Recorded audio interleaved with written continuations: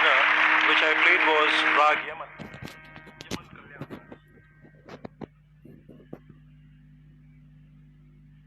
श्री विष्णु पुराण के द्वितीय अंश के चतुर्थ अध्याय में अभी यह भाग दूसरा चालू किया है हमने। इसके पहले यह क्रम चल रहा था प्लक्ष, शालमल आदि द्वीपों का विशेष वर्णन, और सभी लोग सुन रहे थे। 15 श्लोक तक चल रहा था।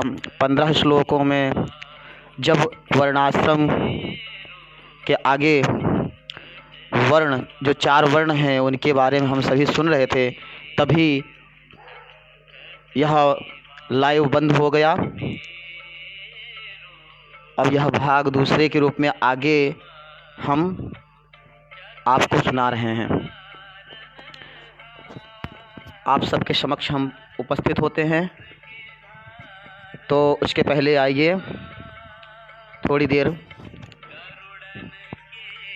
भगवान का भजन सुनते हैं। उसके बाद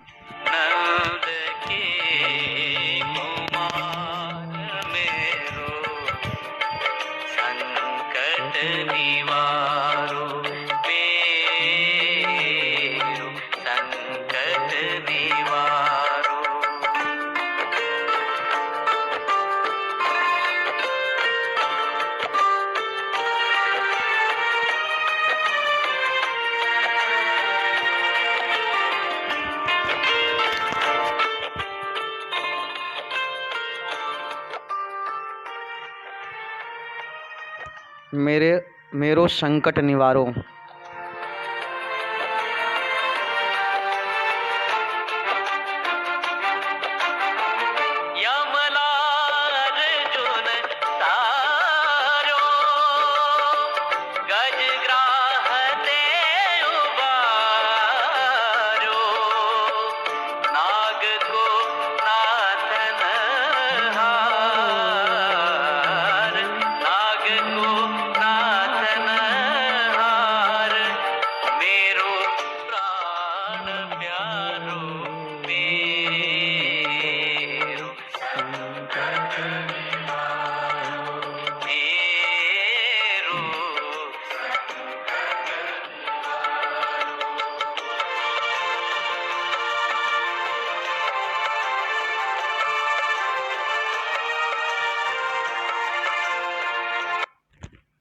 चलिए, जय श्री कृष्ण।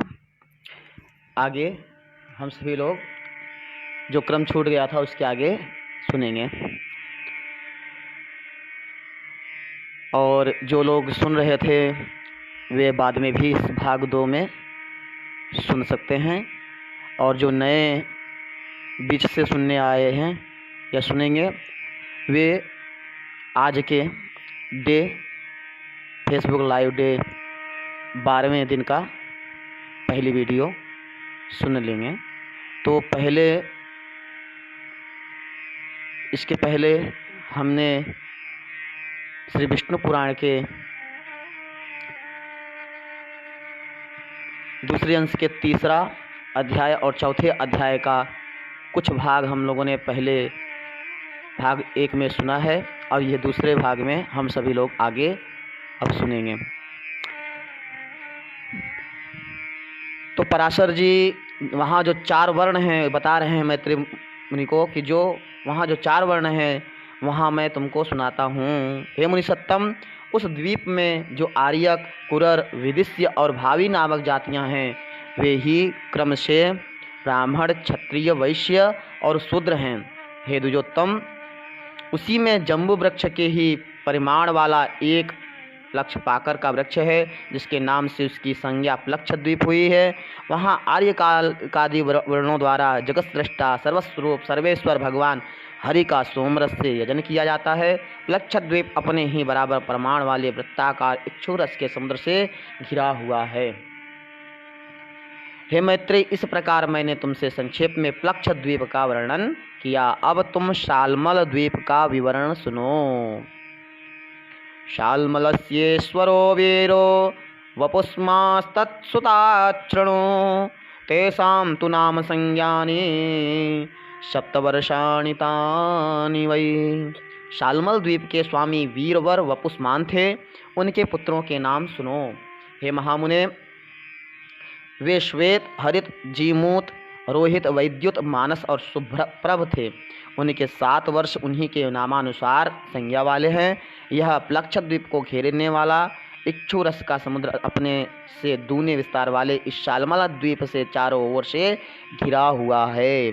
वहाँ भी रत्नों के उद्भव स्थान रूप 7 पर्वत हैं जो उसके 7 वर्षों के विभाजक हैं, तथा 7 नदियाँ हैं। पर्वतों में पहला कुमुद, दूसरा उन्नत और तीसरा बलाहक है, तथा चौथा जो है द्रोणाचल है, जिसमें नाना प्रकार की महौषधियाँ हैं।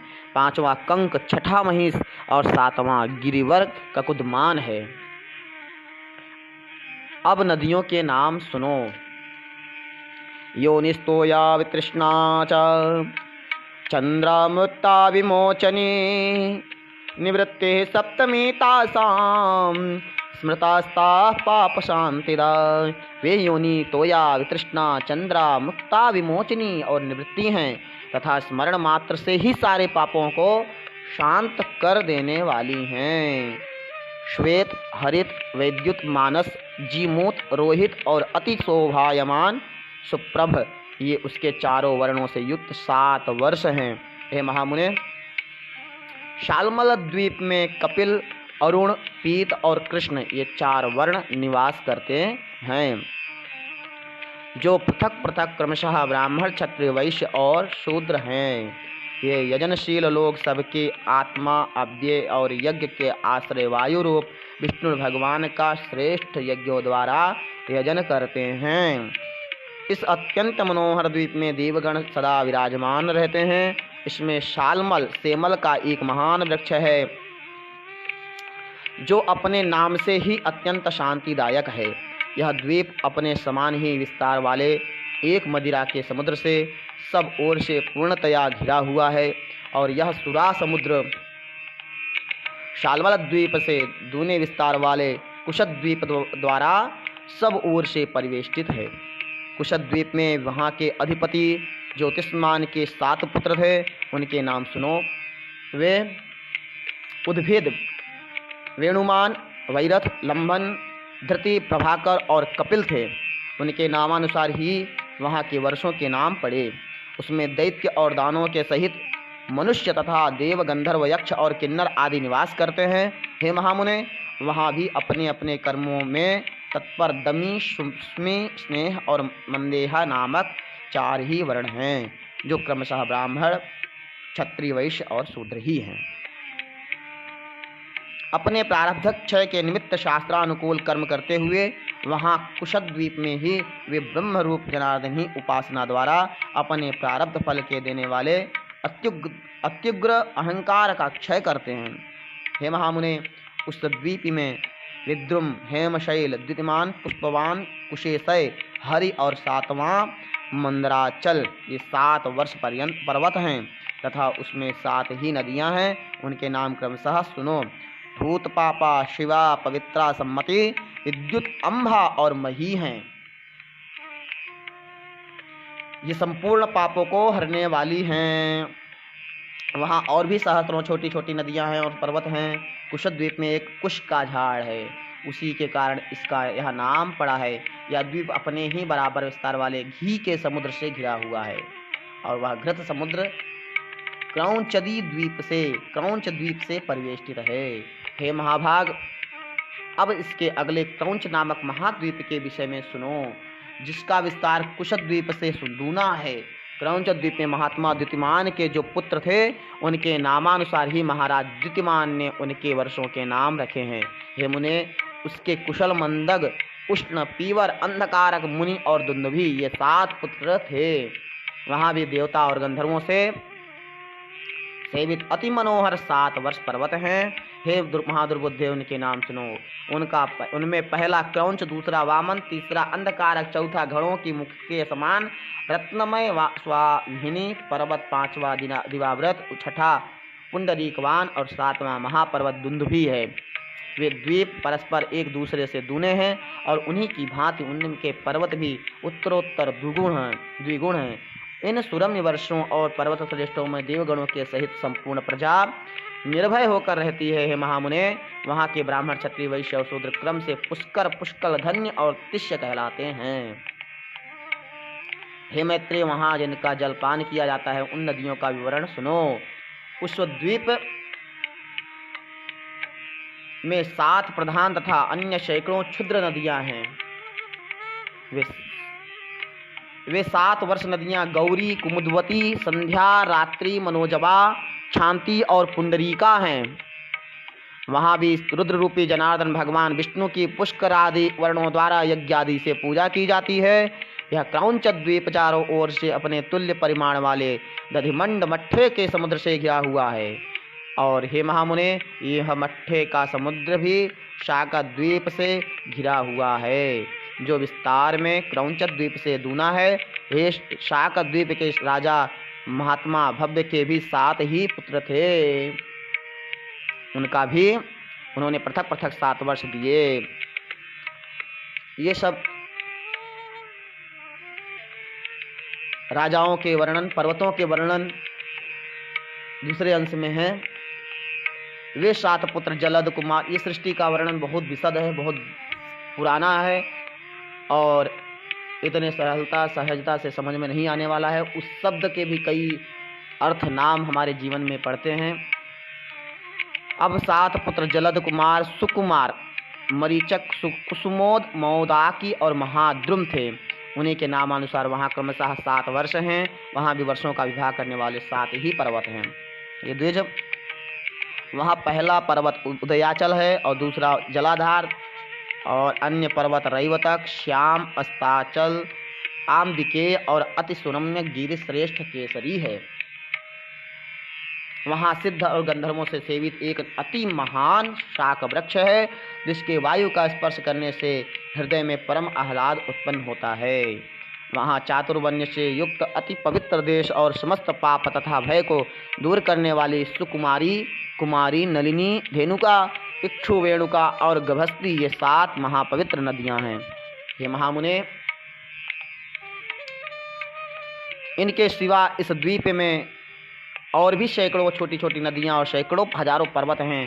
स्वर्ग भोग के अनंतर जिन्होंने पृथ्वी तल पर आकर जलद आदि वर्षों में जन्म ग्रहण किया है, वे लोग प्रसन्न होकर उनका जलपान करते हैं। उन 7 वर्षों में धर्म का ह्रास, परस्पर संघर्ष, कलह और अथवा मर्यादा का उल्लंघन कभी नहीं होता। वहाँ मग, मागध, मानस और मंदग, ये 4 वर्ण हैं। इसमें मग सर्वश्रेष्ठ ब्राह्मण है, मागध जो हैं क्षत्रिय हैं, मानस जो हैं वैश्य हैं तथा मंदग जो हैं शूद्र हैं। हे मुने, शाकद्वीप में शास्त्रानुकूल कर्म करने वाले पूर्वोक्त 4 वर्णों द्वारा संयत चित्त से विधिपूर्वक सूर्य रूपधारी भगवान विष्णु की उपासना की जाती है। मैत्रेय, वह शाकद्वीप अपने ही बराबर विस्तार वाले मंडलाकार दुग्ध के समुद्र से घिरा हुआ है। और हे ब्रह्मन, वह क्षीर समुद्र शाकद्वीप से दूने परिमाण वाले पुष्कर द्वीप से परिवेष्टित है। पुष्कर द्वीप में वहाँ के अधिपति महाराजा शवन के महावीर और धातकी नामक 2 पुत्र हुए। अतः उन दोनों के नामानुसार इसके महावीर खंड और धातकी खंड नामक 2 वर्ष हुए। हे महाभाग, इसमें मानसोत्तर नामक एक ही वर्ष पर्वत कहा जाता है, जो इसके मध्य में वलयाकार स्थित है तथा 50,000 योजन ऊंचा और इतना ही सब और गोलाकार फैला हुआ है। यह पर्वत पुष्कर द्वीप गोले के मानो बीच में विभक्त कर रहा है और इसके विभक्त होने से उसके 2 वर्ष हो गए। उनमें से एक प्रत्येक वर्ष और यह पर्वत वलयाकार ही है। वहाँ के मनुष्य रोग, शोक और राग द्वेष आदि से रहित हुए 10,000 वर्ष तक जीवित रहते हैं। अधमोत्तमो नत्वे स्वास्तां नवध्यवधकौ द्विजा निर्षासूया भयं द्वेषो दोषो लोभादिको न च।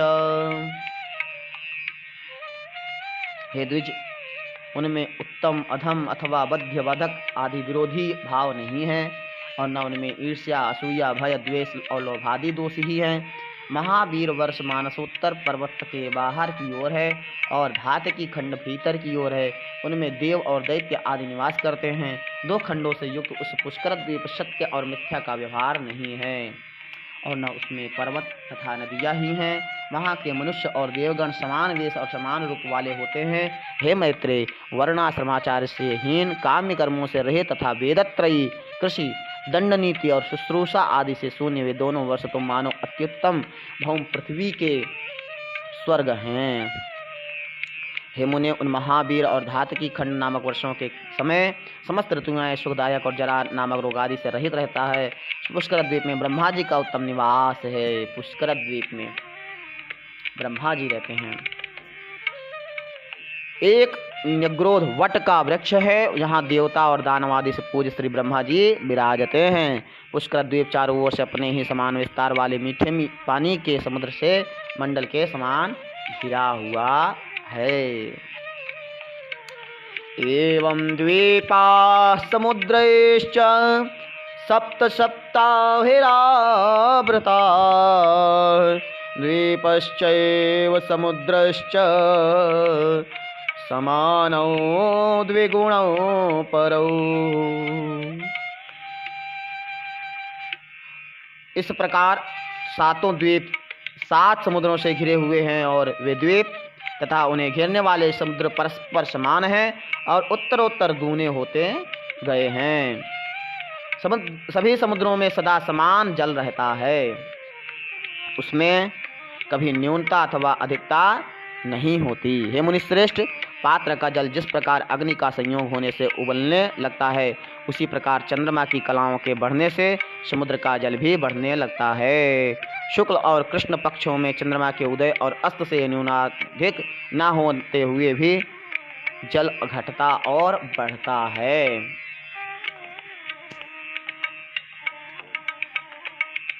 दशोत्तराणि पंचैव यंगुलानां शतानि च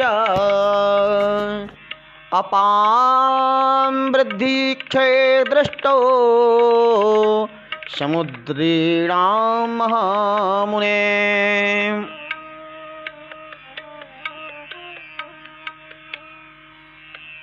हे महामुने, समुद्र के जल की वृद्धि और 510 अंगुल तक देखी जाती है।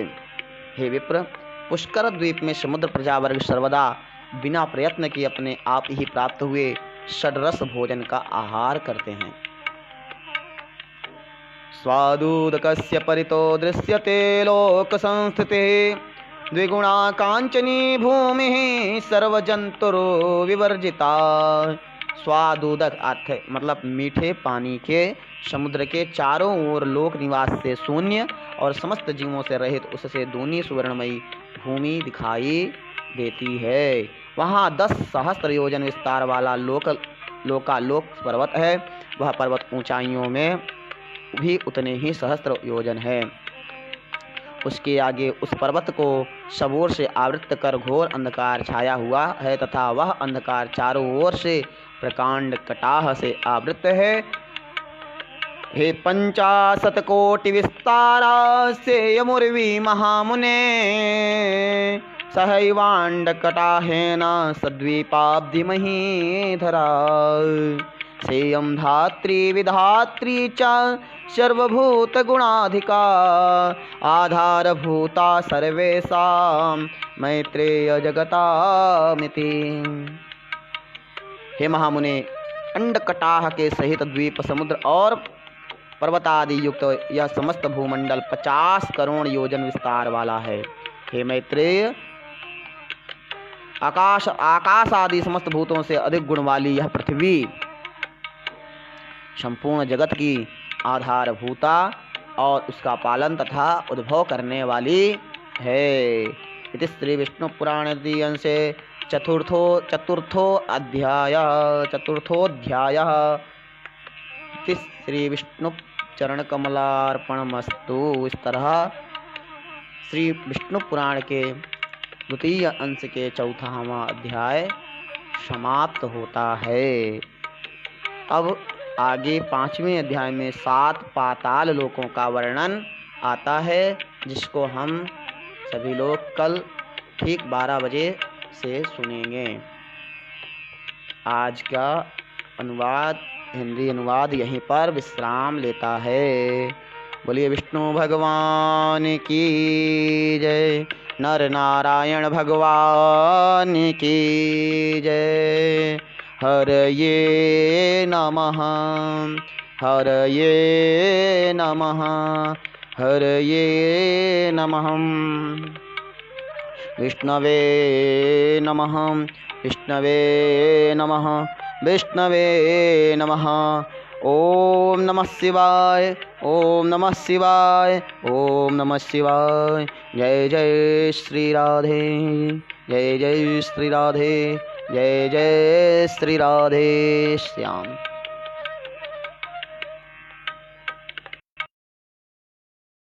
आज का श्री विष्णु पुराण द्वितीय अंश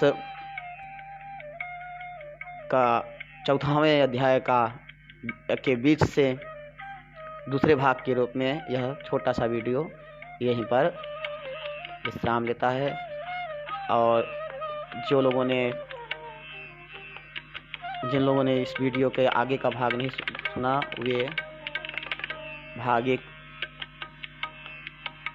श्री विष्णु पुराण 12वां दिन वाली वीडियो देखेंगे, सुन लेंगे। वो काफ़ी शुरू से है, बीच में कट जाने की वजह से ये दूसरा वीडियो लाइव किया गया है। आप सभी को जय श्री कृष्णा, राधे राधे। आइए देखते हैं, उसमें हम नहीं देख पाए थे कौन कौन सुन रहे थे, परंतु इसमें हम देखते हैं कौन कौन सुन रहे हैं, देख रहे हैं।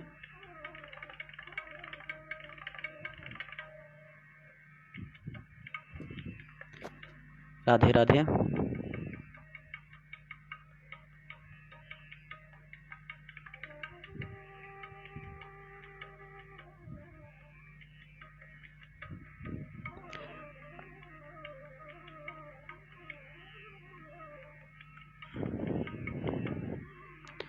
राधे राधे।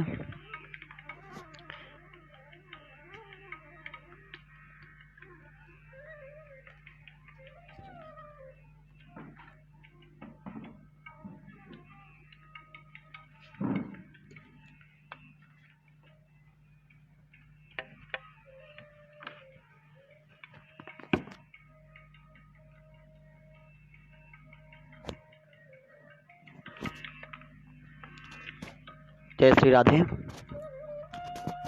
जय श्री कृष्ण। हर हर महादेव।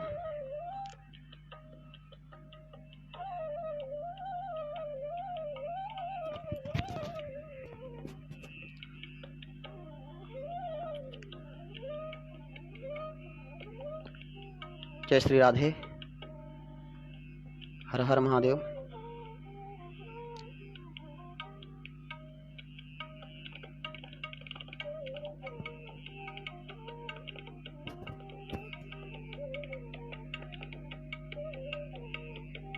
राधे राधे। जय श्री कृष्ण।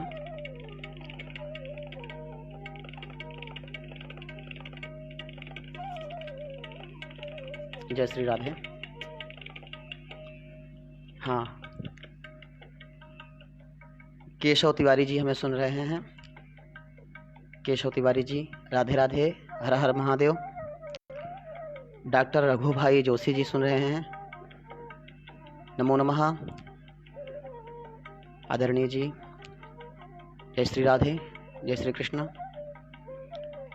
पंडित हीरालाल चौबे जी सुन रहे हैं, जय श्री राम, हर हर महादेव। संचोर की बुलंद आवाज़ कि भैया हर हर महादेव, सनातन धर्म की जय हो, आदि गुरु शंकराचार्य भगवान की जय हो, हर हर महादेव। भूपेश कुमार पंड्या जी सुन रहे हैं,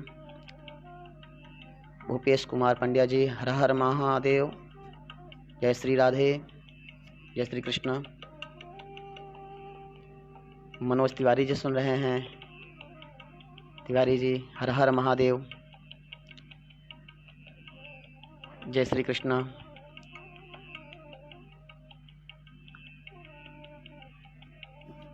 दीपा जी देख रही हैं, जय श्री कृष्णा। दीप्ति पंड्या जी सुन रही हैं, जय श्री कृष्णा, हर हर महादेव। यह दूसरा भाग 2 है विष्णु पुराण के दूसरे अंश के चौथे अध्याय में। बीच से ही लाइव वीडियो कट गया था तो थोड़ी देर लगा।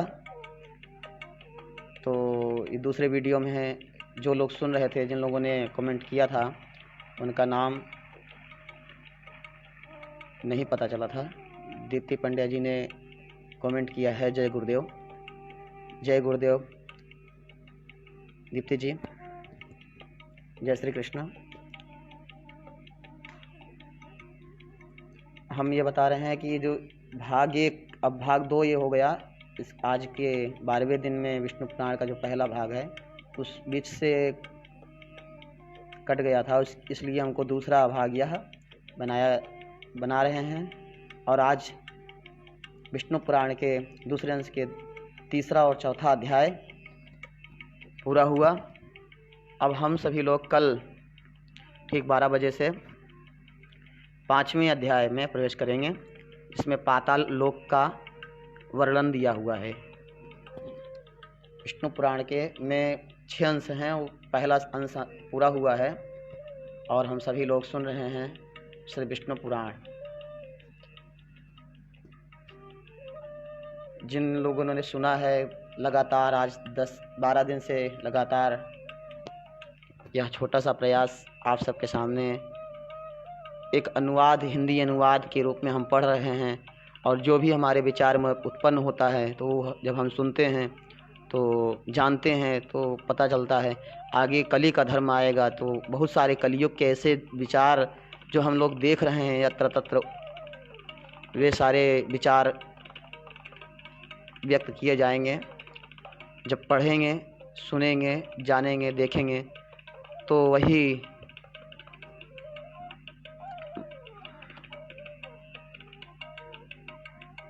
अपने जीवन में उतारना चाहिए। शास्त्र क्या कहते हैं, श्रुति स्मृतियाँ क्या कहती हैं, वेद क्या कहते हैं, उसका खोज हमारे ऋषि मुनियों ने बहुत पहले बहुत तरीके से विधि विधान, हर बहुत सारे ग्रंथ अपने अपने नामों से किया है। और सब में भगवान का लगभग नाम की महिमा, विधि विधान बहुत बताया है। तो हम बहुत कुछ नहीं कर सकते हैं। तो इस कली काल में जब हमारे कलयुग धर्म जो है, कलयुग में सबसे बड़ा धर्म भगवान का नाम ही है। तो नाम लें। हर युग में 4 युग साथ में ही चलता है, सतयुग, त्रेता, द्वापर और कलयुग, सब साथ में ही चलता है। तो इस कलयुग में भी सतयुग भी है, वहाँ पर है जहाँ पर यज्ञादि पूजा पाठ हवन होता रहता है और राजकरण, साथ में भगवान की सेवा, मंदिर निर्माण इत्यादि होते हैं। तो त्रेता युग भी है, राजकरण की भी बात होता है, सेवा भाव होता है। तो द्वापर युग भी है, भगवान श्री कृष्ण भी आए हैं और कृष्ण का भक्ति भाव जो उत्पन्न होता रहता है। और कलयुग में अत्याचार, अनाचार सबसे ज़्यादा कलि प्रधान है, इसलिए कलयुग भी अधिक देखने को मिलता है। तो सबसे ज़्यादा हम लोग जो देखते हैं, जो हमको दिखाया जाता है, देखते हैं, जो सुन रहे हैं, ये तो ठीक है। सभी के विचार, अपने अपने विचार भी होते हैं और सब जाहिर सब नहीं कर पाते हैं अंदर, लेकिन विचार सबके हैं। और कभी कभी ऐसा होता है कि हम कहना कुछ चाहें, हम देखते कुछ हैं और वास्तविक अर्थ उसका कुछ और ही होता है। हमको बहुत कुछ दिखा दिया जाता है और डराया जाता है, धमकाया जाता है। धमकाया तो नहीं, लेकिन डराया जा रहा है। कहीं कहीं ऐसा होता है कि हम शिकार भी हो जाते हैं और ऐसा कहा जाता है कि नियम का पालन भी नहीं कर रहे हैं। तो कुछ लोग नियम का पालन भी नहीं कर रहे हैं और बहुत लोग नियम का पालन कर रहे हैं। हमारे बीच में उमेश पाठक जी उपस्थित हुए हैं। उमेश जी, हर हर महादेव, जय श्री राम। बस इन्हीं सब विचारों से, बातों से यह सतत चलता रहेगा। देखिए, प्रयास करेंगे हम कि हम पूरा विष्णु पुराण का 6 अंश यथाशीघ्र सुना ही दें। पढ़ तो लेंगे ही, पढ़े तो लगभग घर बैठे करके सभी लोग कई बार पढ़े भी होंगे, लेकिन जितना हम सुनेंगे, जितना भी पढ़ेंगे, जितना उसमें नया नया चीज़ सुनने को मिलेगा, नए नए विचारों के साथ। तो आप सबका अनुमति चाहते हुए अभी आज की वीडियो को यहीं समाप्त करते हैं। यह छोटा सा वीडियो दूसरा भाग के रूप में है। पहला आप सभी लोगों ने सुना ही है, जिन लोगों ने नहीं सुना है वो 12वें दिन की वीडियो पर देख लें। आज की वीडियो यहीं पर समाप्त करते हैं। सभी विद्वानों को प्रणाम करते हुए अपनी वाणी को यहीं पर विश्राम देते हैं। नमः पार्वती पतये, हर हर हर महादेव हर।